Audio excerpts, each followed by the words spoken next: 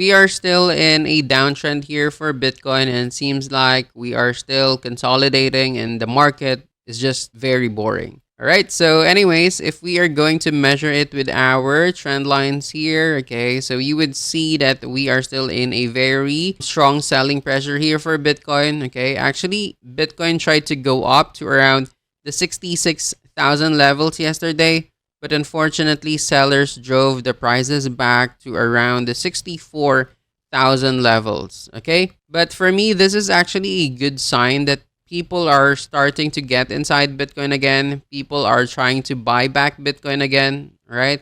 So for me, that is a good sign, and hopefully we could bounce back from these levels already. Because if we are going to look at this candle here, we could see that Bitcoin is now higher than its previous candle. So that is a good sign for me. Plus, if we are going to turn on our moving averages, you will also notice that Bitcoin is very near the 100 EMA. Okay, so there is still a huge possibility for Bitcoin to go down and reach the 100 EMA here. Okay, but if not, that is actually a very good support levels here for Bitcoin, because if you are going to look at this one, okay, we are already at the support levels here too. So either Bitcoin could reach the 100 EMA or bounce back from the support levels, then that is a good indication for us that it's better to enter the market now, okay? But for those conservative traders, what you need to do is to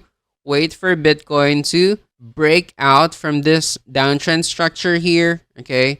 So the best approach would be something like this one, okay? Buy Bitcoin again if it breaks out of this downtrend, and if it would form a new support levels at around these areas, okay? So something like this one. That is my ideal trading setup for Bitcoin, because we have the different support levels here at around these areas, okay? There you go.